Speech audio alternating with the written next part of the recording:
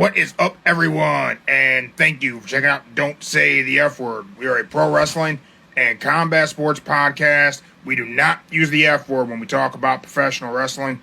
You shouldn't let your friends use it either. It's me, Mark the Monster, and I'm furrier than you, and you know it. This is Sunday. This is our weekend wrestling show. We're going to talk all things WWE, AEW. Big guy, his illegal brother-in-law Joe will be here. We got Cuban Gorilla here, fresh off his first fight. Congratulations, getting the first one out of the way. But we're going to talk who had the better month of September, WWE or AEW. As always, we are brought to you by our friends over at Monsters Are Zero. This Monster's Your Hero, but Monsters Are Zero has some great t-shirt designs, new stuff dropping all the time. Brought to you by Strong Box Apparel. They got some really, really cool powerlifting shirts that the big guy likes. We are absolutely brought to you by Original Gunplug Garage. If you're wondering what all these robots are behind me, they keep creeping up on me, trying to attack me. I don't know what's going on there. We are also brought to you by Prince Nana Coffee. Promo code Don't Say the F Word. You'll save yourself 10% on fresh roasted coffee delivered right to your door. That same promo code Don't Say the F Word will also save you 10% on a pure plank board. That's right, the pure plank board that gave Adam Copeland his six-pack abs that helped bring him back to pro wrestling. You can get yourself one of those. Jacked. Illegal brother-in-law Joe is going to be stepping in here any minute now. Let's get his stuff. Look at that. Joe's here already. Hey. I'm proud of you, Joe. I wouldn't think I'm going to be in this fast. I'm like, let me just get ready. Yeah. Well, hey, that's a cool Mario shirt. I know, you got to get old school, you know what I'm saying? Yeah. Always got to keep it old school. Mm-hmm. Somewhere there's a Luigi around this desk area in this studio. Luigi right here. There you go, Luigi. Little kid. Yeah. She do kind of look like Luigi, though. Nah, we'll make it like Luigi. We're going to turn you to a boy. No. Yeah, you're about to get turned into a boy. No. A plumber. You're going to be an Italian plumber. You're going to be a With a plumber. mustache. 3 seconds. Yeah, ready? 3 seconds, about to turn you into a boy and cut that hair. Okay, wait. 3, 1, 2. You better start running, girl. You're going to be turning 3. Okay, hold on. Hey, that worked. Yeah, okay. Not temporarily. It worked. I'm still right here. Go watch. I said I'm still right here. Yeah. Joe, she's still there. I know she's still here. Yeah, Joe, she's still there. Oh, she wanted to watch Clifford the Big Red Dog, and now Clifford ain't working. Clifford's a good show. Oh, no. The new movie. There's a new movie? Oh, yeah. Hold up. Yeah. Oh, let me say. Okay. I know you ain't up to Joe date. is sponsored by Clifford the Big Red Dog. You ain't up to date in the world, but let's see here. Okay. Huh. Oh, where'd the dog go? Come on. There you go. There he is. He ain't big yet, but he'll get big later. My daughter liked that show whenever she was a kid. Yeah. Who knows? She probably still watches it. Probably still. But yeah, that's Clifford, the new Clifford, the Big Red Dog. They made a movie. What? It just tastes weird. It's not weird, girl. It tastes weird. It's the unicorn, girl. I can't say nothing about the unicorn. What unicorn? Kraft got mac and cheese unicorn, so you know. What? Yeah, you know, you got the little cup to go, then pour the water. What happened to just having noodles? We can't just have noodles? Not anymore. Joe, you got Mario. I'm rocking Kirby. Hey. People who don't know are going to think this is a retro gaming podcast. Had nothing to do with y'all. That is close to me, Mark. What are we doing here, brother? Yeah. Way too close. Joe. Yeah. Joe. Yeah. Uh-huh. I don't even know where to even start with things this week. I can start with things. I'm going to say this. What you got to say? For the first time, couldn't decide, so I got 2 number 1 matches for the week. Wow, 2 matches of the week from Joe. It was All 3, but I had to. I'm gonna get a third one, an honorable mention. But yeah. You were gonna have 3 matches of the week, Joe. Yeah, If you have 3 matches of the week, that's almost as many professional wrestling matches as WWE had happened this week. I know. That's why this week it was a very good week and got my attention. So yes, sir. All right. Well, I want to kick off with what I titled this episode, and the question that I put out there to the community.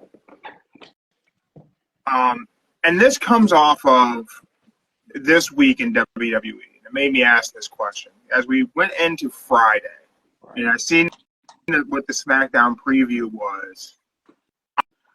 I was not excited for that. You can't chase me. Like, nothing stood out to me that was like, oh man, I absolutely gotta see this match. Like Andrade, Carmelo, man, those 2 are great in the ring together. I hope that's a feud I hope that becomes their career feud. Now, Andrade's been around for a while. Carmelo's on the come up. Carmelo should definitely be the one who comes out on top of this feud. But other than that, and that's a match that was the 6th time we got in that match, correct? That's their 6th match. Yes. That was their 6th match. They're going for that 7. I keep telling y'all, this is the new Benoit Booker T of the 2024. Nothing else about what was advertised for SmackDown stood out as even being remotely important. The Bloodline. The women's title match. That was great. That was good. The women's title match. Oh, it wasn't title match. Number 1 contender. My bad. Number 1 contender. Sure, they couldn't even get Bayley's music right, but sure, we'll call that good. Okay. That was good, though. I saw that, too. But let me ask you this, Joe. WWE versus AEW, which I hate that. I hate that we are versus. But it's competition. It is what it is. There's still something in there. Joe, who had the better month of September? Didn't realize my mic wasn't even turned on. Glad you all can still hear me. Okay. Who had the better? Built-in mic worked good. Built-in mic worked good. Okay. You I'll say. Hear me better now? Do I sound better now? It went up a little notch, but yeah. Okay, good. I say AEW had the better month. I would say AEW had a better month by a huge margin. I'm just saying that even though the storyline made crappy sense in AEW, the matches were great. The matches were great. Okay, so I'm going to go over here to some community comments, okay? Boom. So that seems to be like a strange narrative people have when things come to AEW. We'll touch on some of these rumors. Just remember for me to circle back to some of this stuff. Somebody said they only watch AEW, but if Malachi Black leaves, they'll go watch WWE program if he leaves. I don't see that happening, but hey, maybe. But I doubt it. I truly doubt it. Hey, man. Tons of people are shitting on AEW for extending Rey Fenix's contract due to the injury. That's the nature of business. If he didn't want that to happen, he shouldn't have signed the contract. But then he wouldn't have gotten paid while he was hurt. So that's just what it is. That's what WWE does. Right? So there was someone said that they weren't feeling the Minoru Suzuki Jack Perry match from last night. I'm okay with that. I agree. So I had a feeling you were going to agree with that. And then that proceeded. This person, that was Awesome Barnacle, said that. So shout out to you. But then that got a bunch of replies, people saying that, like, basically, like, he's a nostalgia act, which he is. But then that's all AEW does is throws together just matches, and they don't do any stories. But then you have so many rumors around AEW for the stories that they're telling. Biggest rumor of the month was, is Shane McMahon going to show up? Because they're telling the story with John Moxley. And the John Moxley thing is the story that is currently, this is AEW's cliffhanger of the year. Like, it seemed like this time of year for AEW, there's a what the hell is going on story. Now, last year it was the devil. Last year we had the devil thing going on with MJF, and we're like, we don't know what the hell's going on. And now we have the Mox thing. And the devil thing, people want to say that was a flop. But really, had Adam Cole not gotten hurt, that would have gone into a good feud with MJF, and it would have been a good story. Yeah, I agree with that. It would if he didn't get hurt. It would have been great. Big problem that AEW had at the time was us fans. We worked ourselves into a shoot, and we all wanted it to be CM Punk. And it was never going to be CM Punk, because CM Punk went out of his way to intentionally get himself fired from AEW because he wanted to go back to WWE, the company that he shit on, belittled, and drugged through the mud for the better part of a decade, and fans cheered him for it. He desperately wanted to go back, so he intentionally popped off at a press conference, allegedly intentionally, I'll say that so I don't get in trouble. But the press conference, he did that shit to try and get fired, seemingly, in my opinion. To get into a fist fight with Jack Perry was him trying to get fired because he had gone back to WWE and tried to mend fences. He was looking for a job. He wanted to get fired from AEW. I don't think he wanted to get fired. I think no one will ever convince me otherwise. That was a man trying to lose his job. I think because he had already done the groundwork to secure another one. I would think it would just. He wasn't trying to get fired. He would just. Joe. I'm trying to say in a good way, y'all. I'm trying to come a good way. Punk was a contracted AEW employee. He wasn't just an independent contractor. He was a pro wrestler. He was a talent, and he was an employee of AEW. You can't put your hands on someone as an employee, and he damn well knows it. That was on purpose. My opinion. Allegedly. Legal, protected, whatever it is I got to say. Now, circle back to what I was actually saying, is that this is the time of year that AEW has this cliffhanger story going. Okay. Go back a couple years, Kenny Omega bolted with Don Callis. We didn't know what he was up to, and he ended up in TNA, and they did that whole thing. Then we had the Devil, and now we have Mox. On top of the Mox story, we have what has been the AEW story from day one. Hangman and Adam Page. Uh-oh. Hold on. 1 second. Duty calls. No. It's for you and her orange friend. Oh, what we got? Mark, hey, pay attention. Here you go. Clifford's big. She wants you to see Clifford big, y'all. Clifford's huge. In the living room, too. There you go, girl. We good now, okay? We good. Okay. But AEW's been telling the Hangman Adam Page story. No. And that story has been going for 5 years. Hangman Adam Page. Yeah, it's been the story of AEW. The promotion's built on Hangman Adam Page. Yeah. More important than anybody else in the promotion. Good point there. Yeah. Right? All right. Yeah. So I have to I'll plant my flag in the dirt here against the members of the community who are saying that AEW just books matches. They're telling some long-term stories here, and they're compelling. I give a shit. I wanted to see what was going to happen between Hangman and Jeff Jarrett. I was disappointed in that match. I was very disappointed. The match left some stuff to be desired. But I will fault myself on that match leaving some things to be desired because my expectations weren't in line with what I should have thought it was going to be. But we did get Jeff Jarrett dive into the outside. Who's seen that?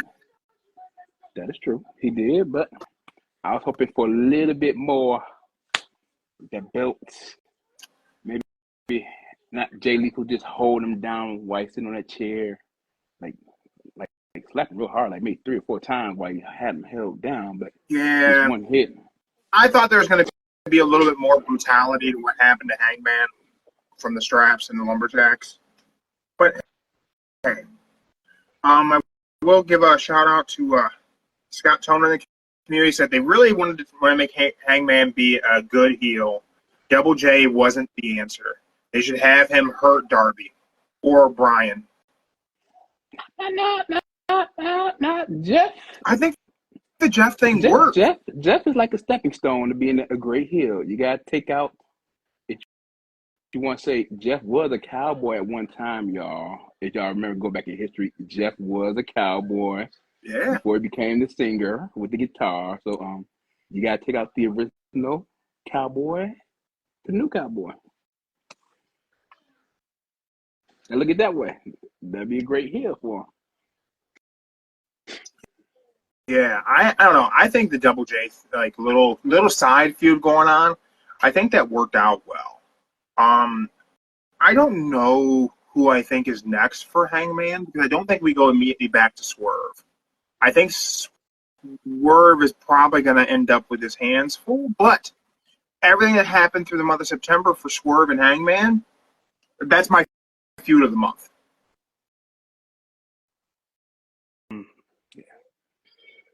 Okay, got your back. Okay. So Swerve and Hangman's my feud of the month, and I think it was better than anything WWE had happening. Mm-hmm. Swerve and Hangman. I would say, yeah. You can't be. Well, it was like a short 2-week gap for that. But that story's been going on for a year and a half. It's been going on for a year and a half. But he burned his house down. Burned the house down. Now, as I mentioned Swerve Strickland, I got to go to Swerve did some rounds, doing a lot of interviews. Didn't come on here. I don't know why. Would have thought he would have. But, hey, he didn't. But he went on the Breakfast Club, and he did some other things. I watched that. Mm-hmm.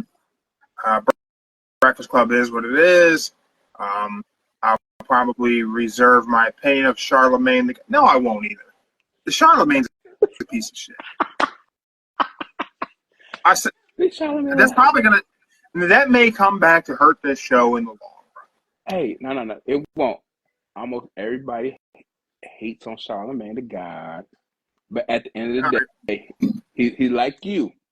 He's doing his job, asking serious questions, I don't think Charlemagne is doing his job. I think Charlemagne the God's jealous. I think he's envious of people who are actually talented and in the music industry, and he's not.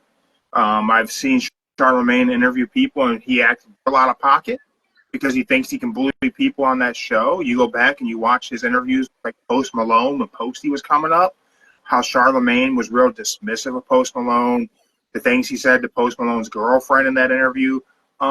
Charlemagne's a pile of trash.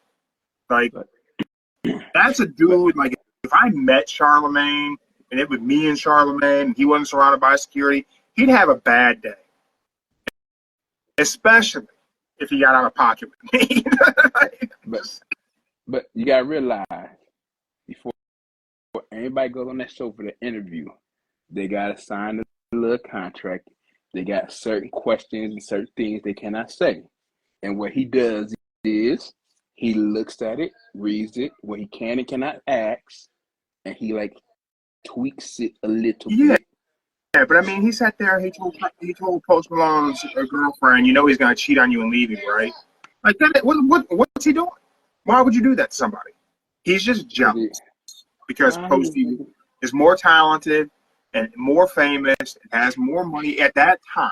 And this was what 6 years ago that interview happened, maybe even longer. Yeah, that's why I remember it. Yeah. Yeah. Well, he did get jumped. Well, yeah, because Charlemagne's a no talent hack, just my opinion. And yeah, I'll leave it at that. I probably shouldn't just keep shitting on Charlemagne, but I think he's trash.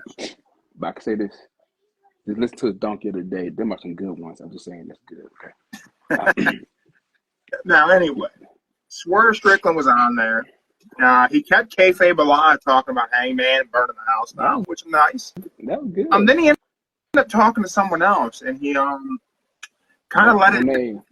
Well, we had Mercedes was on there, and she talked about Megan Thee Stallion and that whole deal, where she opened her mouth about working with Megan Thee Stallion, and WWE signed her to do music. So her working with Mercedes, but then we hear the stories about the Lucha Bros talking about the deal WWE offered them, and then Tony adds the year on to Ray Phoenix's contract. I think we can rest comfortably thinking that he's not going to put Ray Phoenix on TV over the next year. Probably not Penta either, which sucks for me as a fan because I'm a huge fan of the Lucha Bros. Ray Phoenix and Penta are two of my all-time favorites. Getting to meet Penta was super cool for me and Mark. We had a great time hanging out with Penta. I want to see those guys wrestle.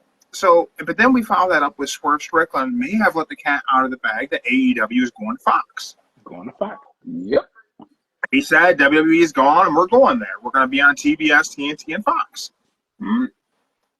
Not his place to say it. Could have caused the problem. So my question to you is this, Joe. Why can't anyone in AEW keep their mouth shut about anything going on? Mercedes can't. The Lucha Bros can't. Swerve can't. Why can't they keep their mouths shut? Simple. And okay, let's just break it down. If you was in WWE, like let's look at this. Yeah, go ahead. We're gonna break it down. So you gotta break it down. Break it down, Joe. Educate the people. Can't hear you. Okay, you hear me now? There we go. Okay. Now we can hear you. In WWE, you got like strict rules, what you can and cannot say, what you can talk about on interviews and what you cannot say on interviews. If we're in a business meetings, don't talk about, hey, I make X amount more than you. Or like, we're going to be in my home. We can talk about your hometown. We're going to be here next year sometime. But then again, you got to look at it like this. When it comes to business-wise, AEW let you do everything freely. So think of it like this. You in a company right now, you went from a company that had strict rules to a company that says, go ahead, say whatever you want. You just had a business meeting. Go ahead. Tell the world. I want everybody to know what's about to happen in 2 months, 3 months from now. It's okay. I've let things slip out before. You can let things slip out. It's not going to affect us because we still are going to be a running company and we still got the money to do it. So say what you got to say. I guess, man. I don't know. But look, it hurt the Lucha Bros. It hurt Mercedes. Maybe. I don't know. I think maybe in her mind it hurt her to come out and say it. I don't know who with as far as wrestling fans go, who really could have given even a partial shit of Mercedes working with Megan Thee Stallion and AEW. I don't know what that could have been. That would have been good. Not to shoot myself in the foot or anything, but. Yeah. Okay. What are you doing? Hold on. We gotta make a quick text message real fast. Oh, y'all. Okay. People keep. Here we go. All right. Where we at? There you go. That's the life of a single dad right there, everybody. Joe got to hold it down for his little girl. But who knows? That single dad status could change in the near future if we get Joe onto Love is Blind. If anyone can find the link for Joe to submit his audition tape, Joe would love to be a contestant on Love is Blind. They are going to be doing some scouting in the Cleveland area. So. Dad, I'm not getting my hair done. Okay. Girl, chill. We ain't getting done yet. All right, chill. All right. Joe gets selected for Love is Blind. I would imagine the time frame that he's going to be shooting that show, I will have to have a fill-in co-host. So we may have to do an application process for that as well. Look, I won't. I get on Love. All right, good. Yeah. Wait.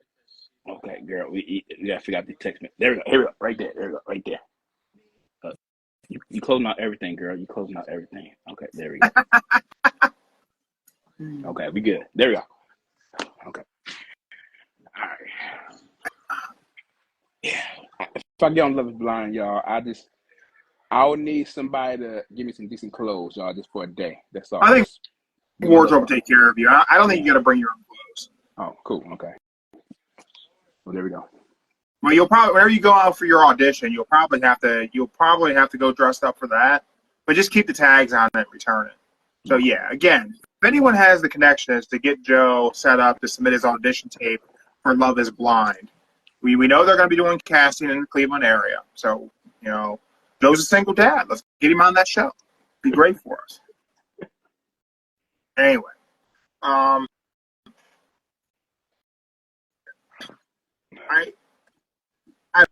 don't know. I feel maybe AEW needs to continue to get it a little bit more strict with things. I think Tony Khan exercising that 1 year on Rey Fenix was the right thing to do. People are going to be mad. I'm going to take some heat for that because everybody hated whenever Vince would do it. But it was business. And I agree with it whenever Vince did it. I certainly agree with it with Tony doing it. But the guy signed a contract. You paid him while he wasn't working. What else is there to do?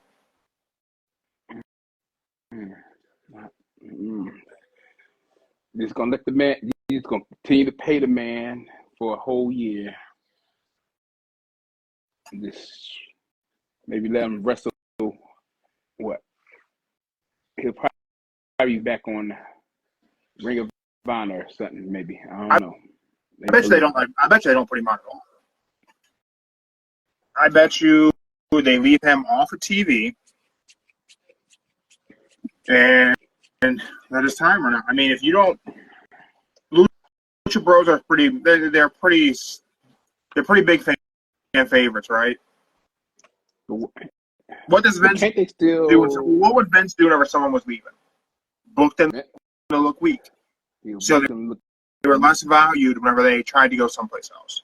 Nah, but at the end of the day, he'll book them to look weak or book them to get destroyed. Mm-hmm. Now, AEW historically hasn't done that with people. Andrade left the company looking strong. They didn't make Andrade look weak. They didn't make anyone. Really, Cody left looking strong. Everyone who's openly been leaving has looked strong. Yeah. I think that's a mistake. I think the way Vince booked talent to look weak on the way out was the right way to do business. Was it the nice guy approach? Nope. But as that documentary has shown us, he really wasn't a nice guy. Oh, you watched the whole thing, huh? Nah, I haven't watched the whole thing. Okay. I'll be honest. I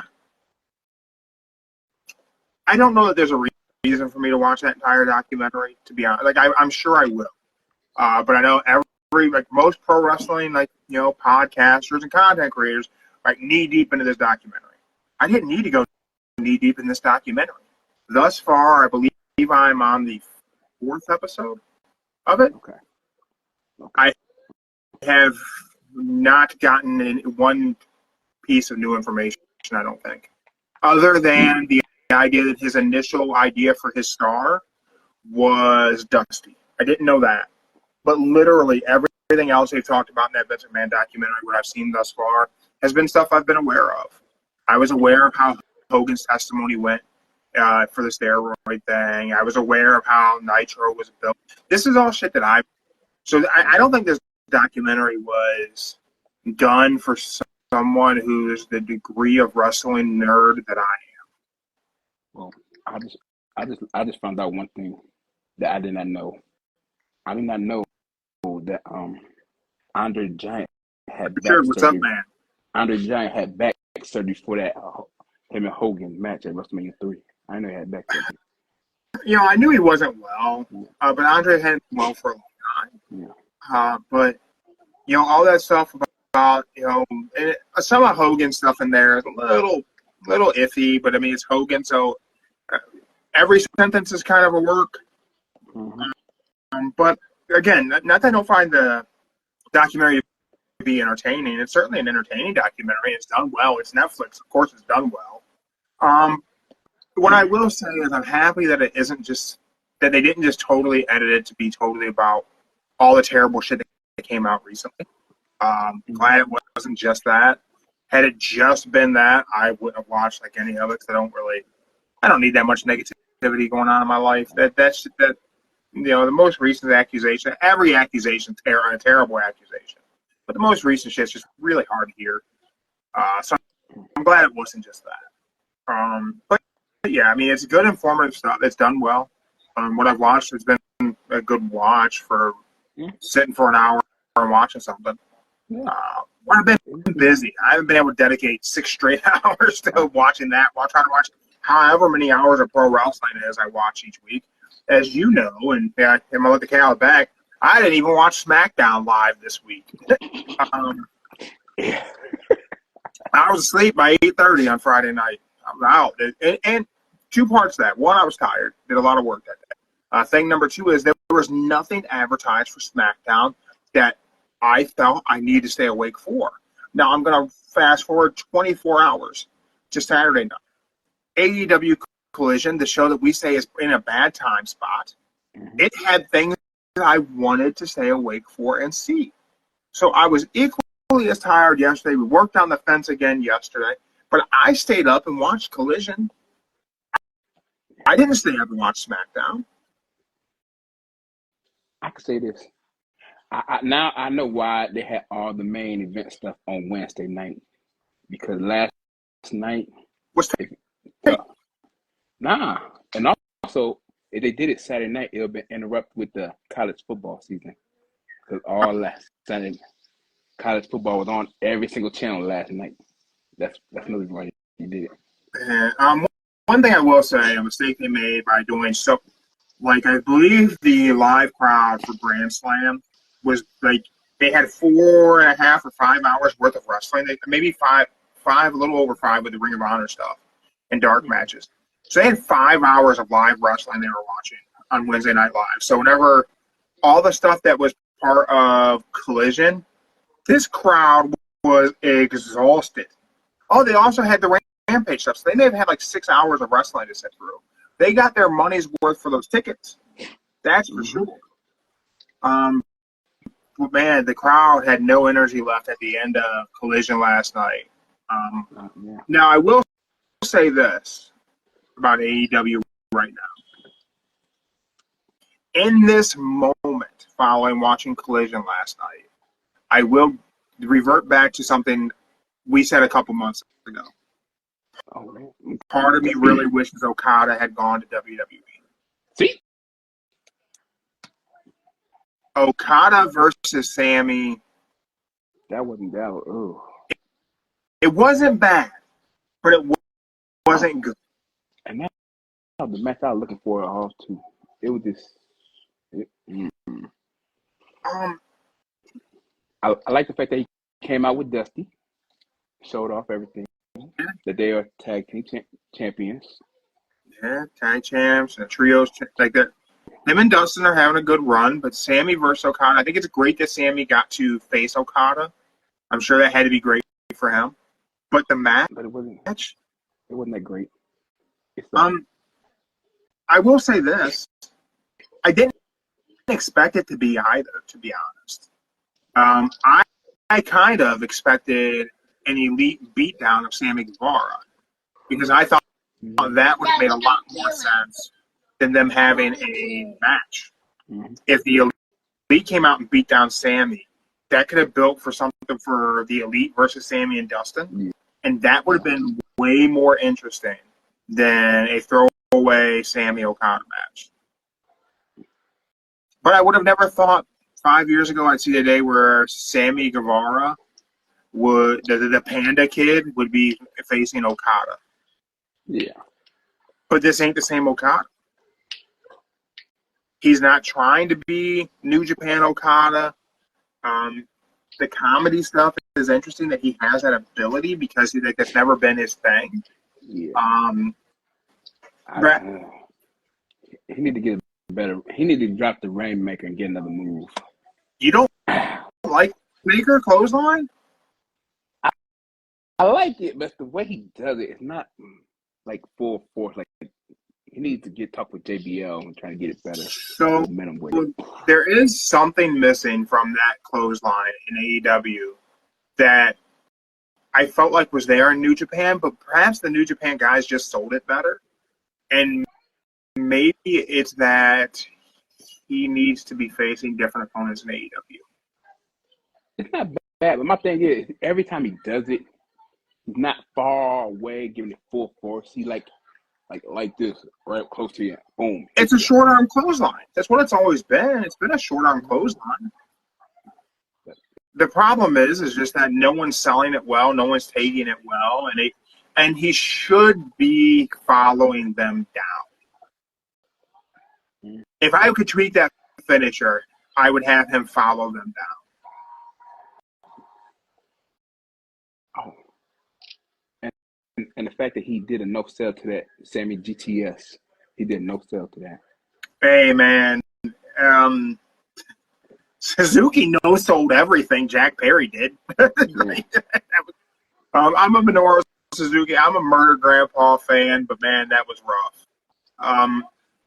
What wasn't rough though is the presentation of Jack Perry.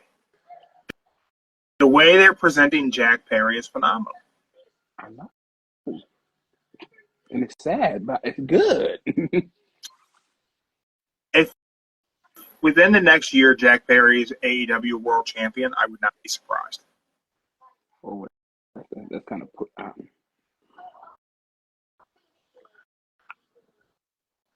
I don't know about the World Champion just yet. That's kind of pushing. I don't know about the World Champion just yet.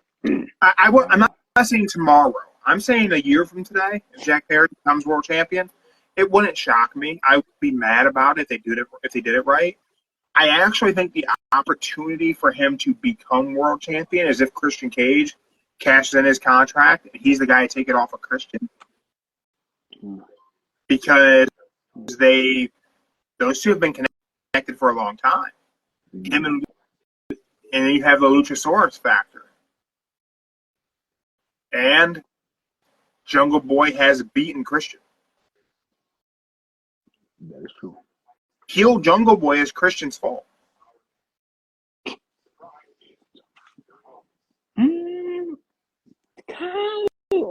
Technically, yeah. Yeah. So you think about that. When we talk about like long-term storytelling, people say AEW doesn't tell stories. If Christian Cage becomes world champion, it's inevitable that he'll face Jack Perry.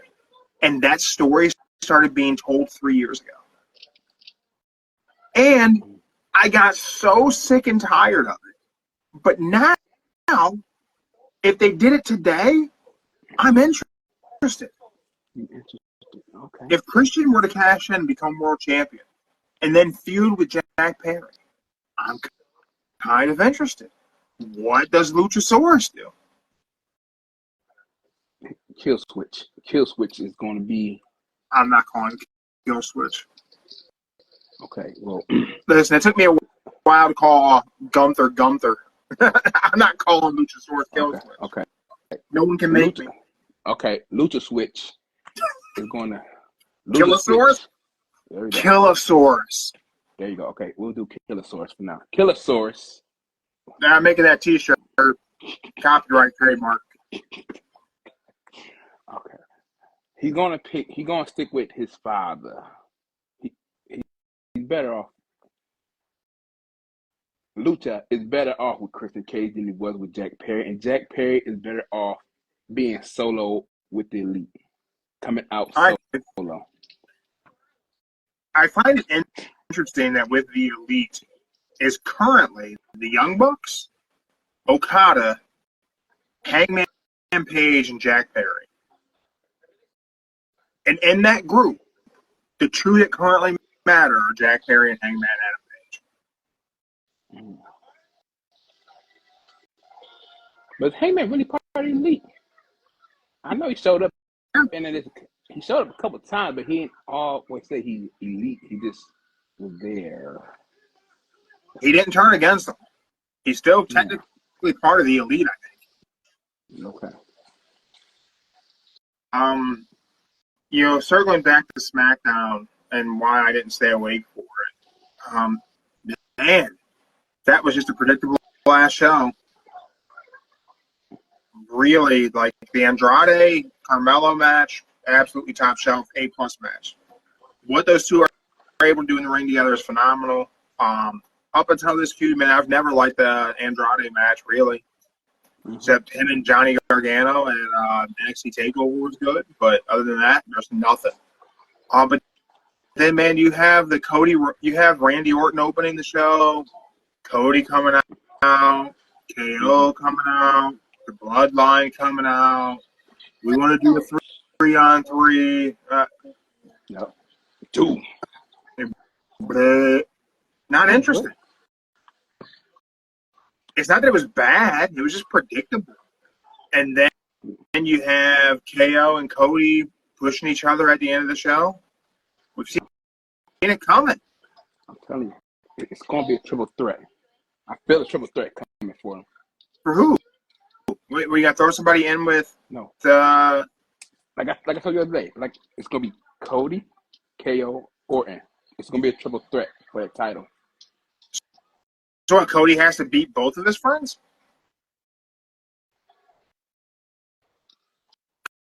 Because he's not going to drop it to either one of those guys right now. He might. And drop it to Randy. Let's talk about the fact that Bad Blood is next 6 days away. Mm-hmm. There's no world title match on the card. Mm-hmm. So we're coming off of September where AEW clearly won. As far as just everything. Okay, yeah, they didn't. Yes, they're not selling out 30,000-seat arenas. Before anyone starts dropping that, I know. I'm aware. Yeah, they're not beating them in the ratings. I know. I'm aware. But I'm a pro wrestling fan. I'm not a ratings and ticket sales fan. It's a whole different thing. So I don't need anyone tagging me in the WrestleTix ticket sales thing. I don't need WrestleNomics, graphs being shared. I don't care about that.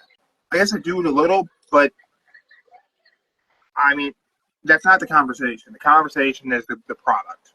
And right now, man, this past month, AEW has delivered a better product to pro wrestling fans.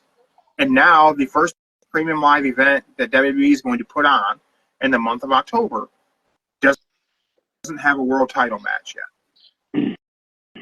It might get added tomorrow. You never know, but I think it'll have to. They'll have to add a world title match tomorrow. I think they need to add an IC title match. Jey Uso should be defending at Bad Blood. But I think I'm just gonna say it. I think all the matches gonna happen at Crown Jewel. Yeah, so we have Crown Jewels coming up after Bad Blood. Historically, Saudi shows were throwaway, but they've gotten a lot better. They started off being glorified house shows, and they get some proper treatment ever since we had Logan Paul versus Roman Reigns there.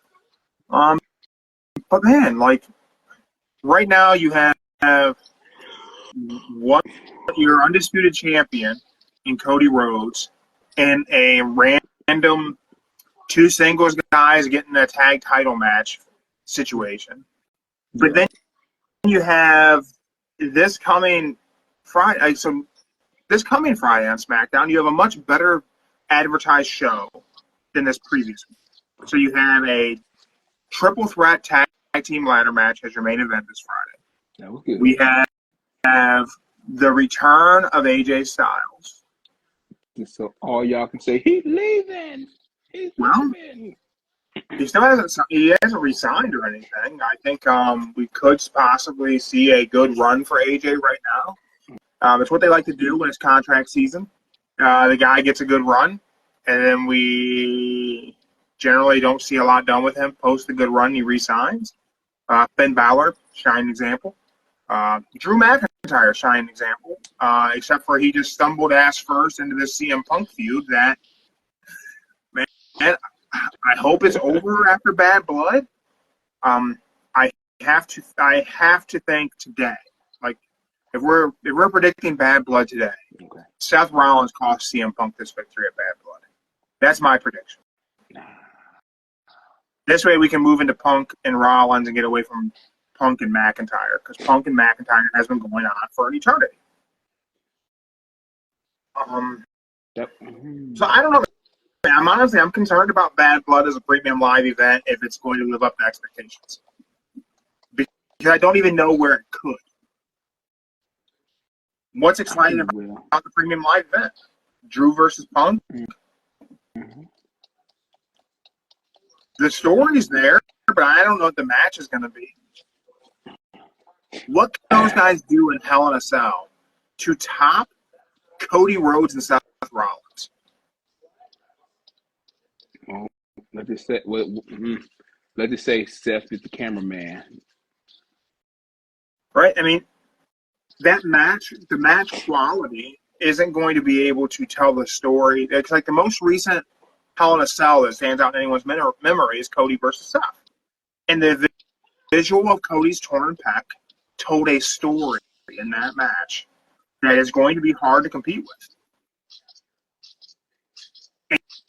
And it's not going to be able to be a bloodbath. I don't think WWE's going to let it be that. Humble opinion.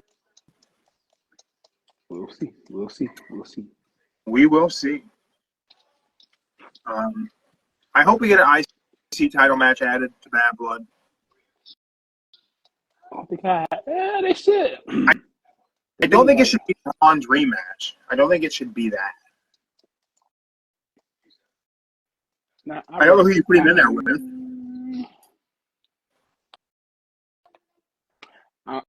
I'm going to say it's going to be those matches going to happen at Crown Jewel. So I wasn't stressed about it. Your world title, Intercontinental title, is going to be at Crown Jewel. And let's just say mysteriously Bad Blood, I don't know, it turns into a 3-way title match for the U.S. title. Could see it. Could definitely see that. Or the winner of the Carmelo and Andrade 7 get the title shot at Bad Blood. For the U.S. title? Mm-hmm. That makes sense. That's what most if you go back and look, that's what mostly been about with the U.S. title for that 7 match. Yeah. Oh, you're right about that. Now, where can we go see your friend like I asked you yesterday? Never. Yes, we can.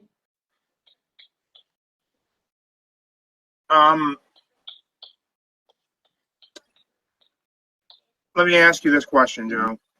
What is more likely to happen? AJ Styles leaving WWE when his contract's up, or Malachi Black leaving AEW whenever his contract's up?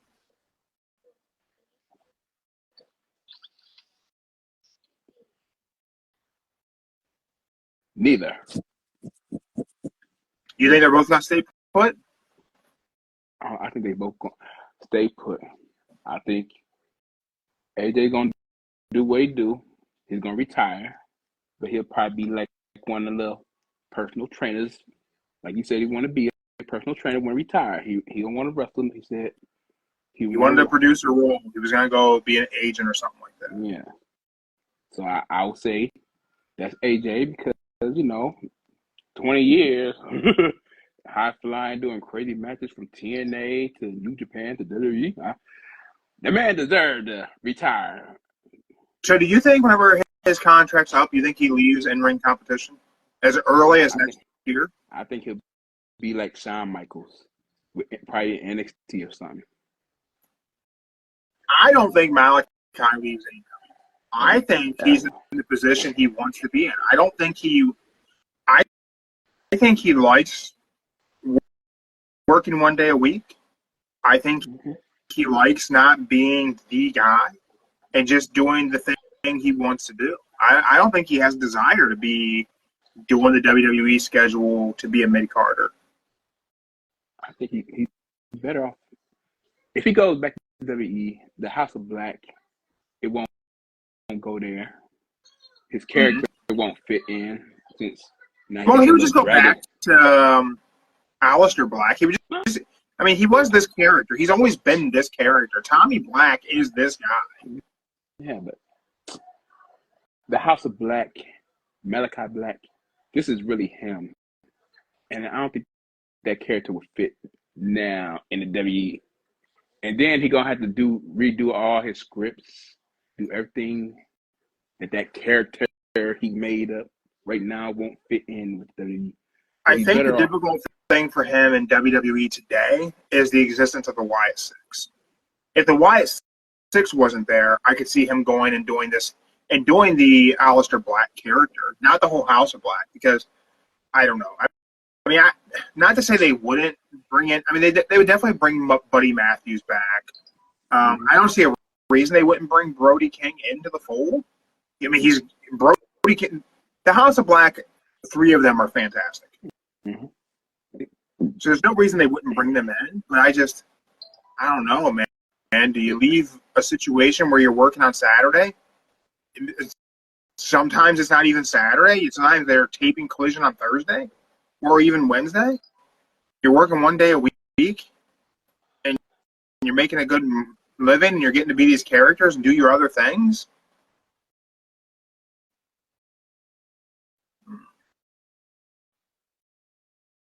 I don't know. The House of Black need to stay. Don't break them up. Don't fill them up. And it's like you said every week. WWE got too many big man. So if Brody King comes along, he'll be another. He can't be the monster. He can't be I do think he needs to be a bigger monster in AEW, even though like what they did with him and Action Andretti was really good. But I think he needs to be a killer. I think they should push Brody King as the star. Mm-hmm. But I digress. Joe, it's that time. Oh, no. Our matches of the week and Wrestler of the Week are brought to you by Original Gunpla Garage.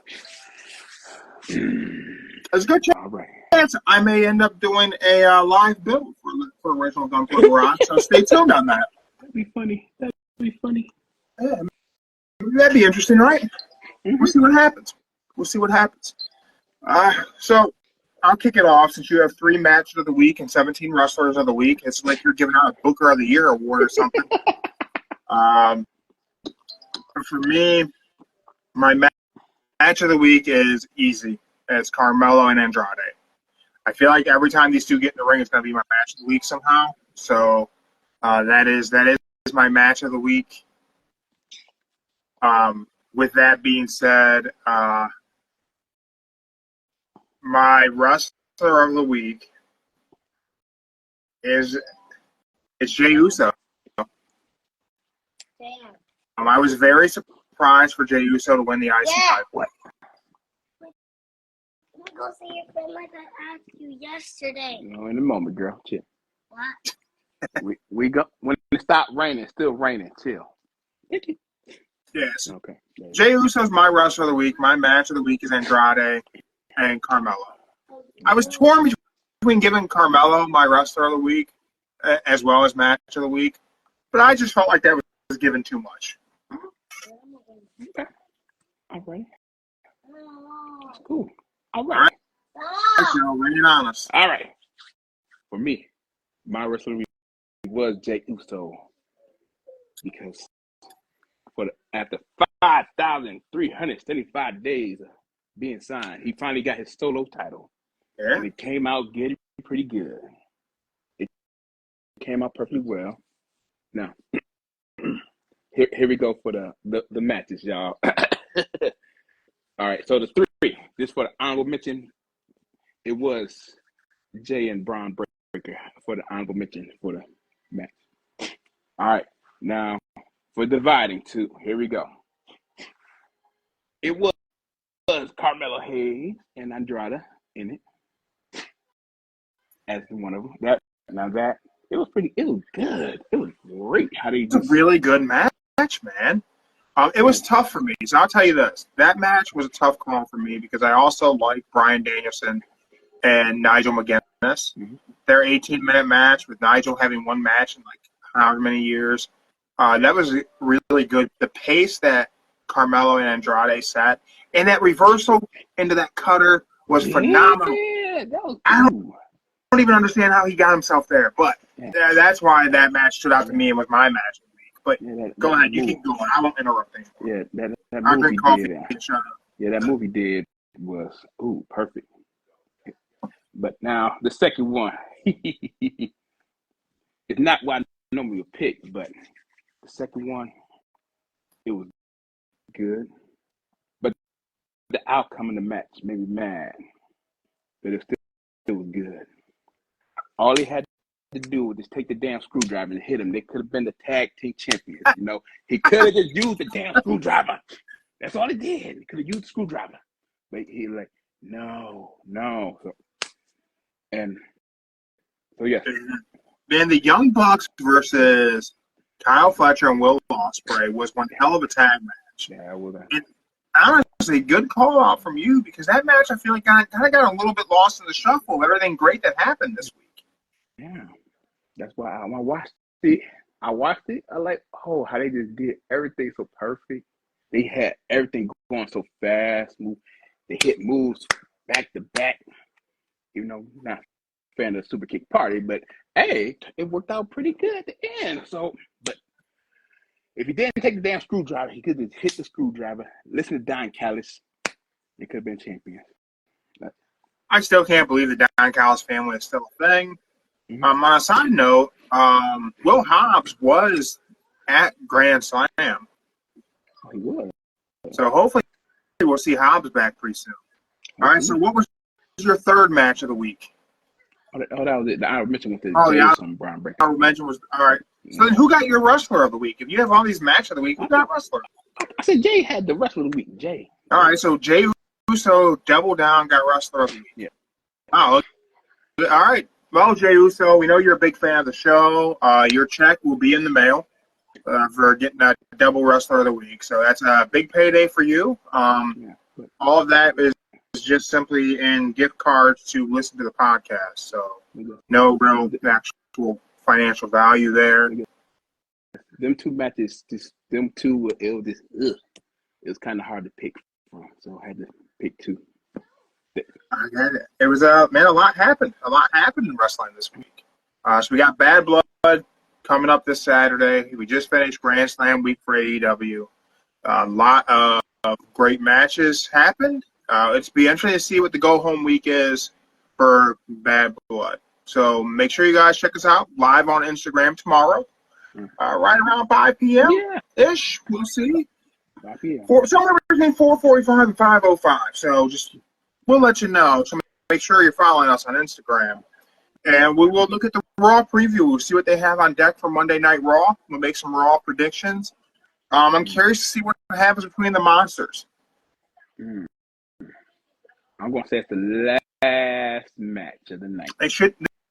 They should main event because the way this, we'll talk more about tomorrow, but the way this thing should be booked, they should destroy everything. So we'll talk about that and more. Tomorrow, live on Instagram. You guys can be here in the chats, YouTube, Spotify, wherever. Hey, we're glad you're there, but Instagram Live is where it's at because it's way more reliable than any of those other platforms that want to charge you money if you're hosting a podcast. Because we've experienced it. I paid out of pocket for a company, and I lost interviews, and that shit was annoying. Instagram works, so this is where you can catch us live. If you're not catching us live, thank you for checking us out. We appreciate it. Merch table is open. 10% off. We'll be ending very soon. So get in there. Get your gear. Again, everyone is getting the It's Dangerous to Go Alone. Take this folding chair shirt. Make sure you tag us in your pictures of your shirt. We'll send you some merch to go along with it. We'll pick some random winners. Again, press down that coffee. And Pure Plank, don't say the F word, is our promo code. Save yourself 10% in both those spots. Strong Crate, Strong Box Apparel. Don't say the F word promo code saves you 13% on some cool workout gear and supplements. Podcast 15% on stickers from Sticker Lounge. You can go ahead and get yourself way better than a business card. Other than that, Joe, I got nothing for you. We will be back tomorrow. So enjoy your Sunday, everyone. Happy National Coffee Day. Princeton.coffee, save 10%. There you go. Happy coffee. I hit them all, right, Joe? I check all the boxes. You I checked got every single everybody. box. You got everything. All right. And it's hard. There's a lot of people who help make this happen. So we'll see you guys tomorrow live on Instagram. We're out. All right. Go to